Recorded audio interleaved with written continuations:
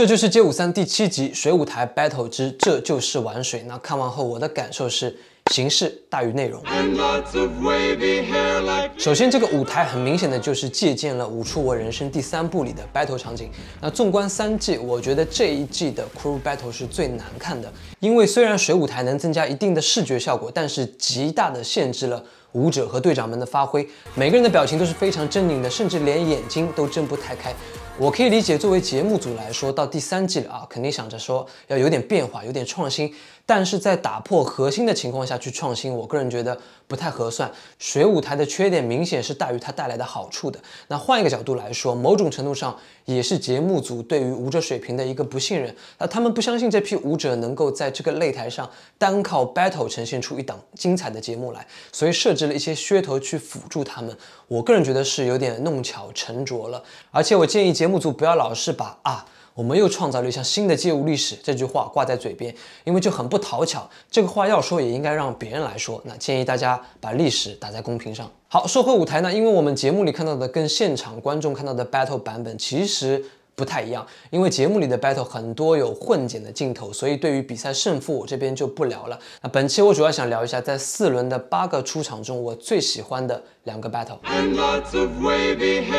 张艺兴和王嘉尔战队的这一轮 battle 是我觉得整场中最精彩的一场。而且两边的出场一定要放在一起看才精彩，因为在这一轮里两边有很多玩水的招是互相硬刚的，比如张艺兴这边开场的吐水，王嘉尔这边后来也有，张艺兴这边有一个猛兽出笼，王嘉尔这边也有个金刚出击，甚至还有一个步兵突袭。这几个设计都是我觉得非常形象生动的。那张艺兴在这轮里和团队的融合度非常之高。我们看到开头腾仔 solo 的时候，张艺兴其实是在一个伴舞的位置，但他丝毫没有去抢了腾仔的风头。那作为一个明星，在一段起舞表演里，该 C 位的时候 C， 不在 C 位的时候能做到不抢风头，我觉得这也是一种本事。紧接着队形转换到以张艺兴为 C 位的 routine， 那整段都非常整齐。单论 routine 的话，核心武器要比对面整齐很多。随后就是一段应援舞，我没想到应援棒这个道具会在街舞的 battle 里出现，特别有意思。美中不足的是，应援舞的这一段已经接近张艺兴这一趴的一个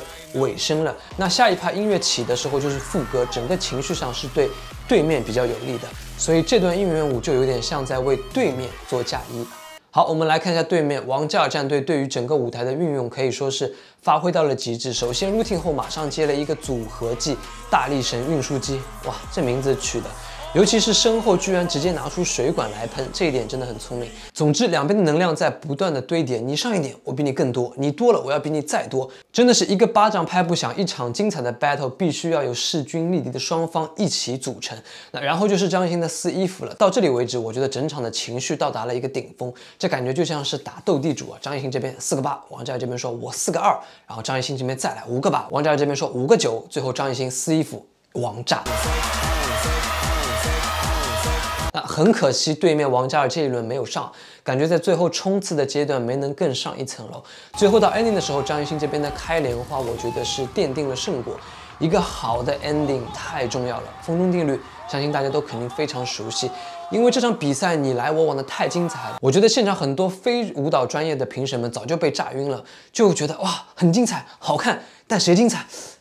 忘记了。那这个时候，一个完美的 ending 就可以收割整场的胜利果实。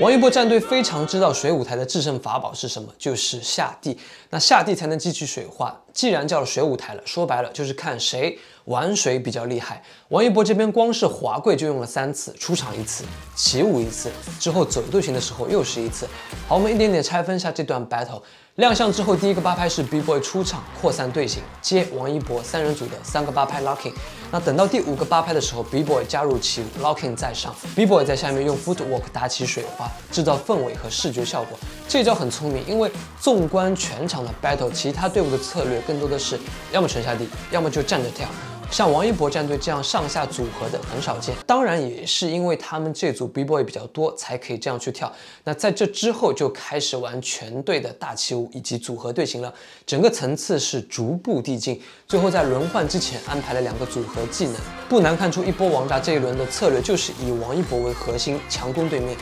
Dancer 在上面辅助 ，B-boy 在下路辅助，说明大家对于王一博非常信任。因为其实所有编排的呈现度的那个最后一下，都要靠王一博去输出。他要做得好，那就是炸场；他要是没做好，就是前面整段垮掉。好在王一博 hold 得住，特别要看一下一波王炸在这轮里的第2段，在群魔乱舞之后，王一博接的这个1080度的旋转，也就是原地转3圈。这个动作即使在平面上失误率也很高，更不要说在湿滑的水面上了。那两强相争，比的就是谁不犯错。我们看最后比分，王一博这边是3票险胜。那如果说当时他的这个原地3圈失误了的话，那结果就真的不好说了。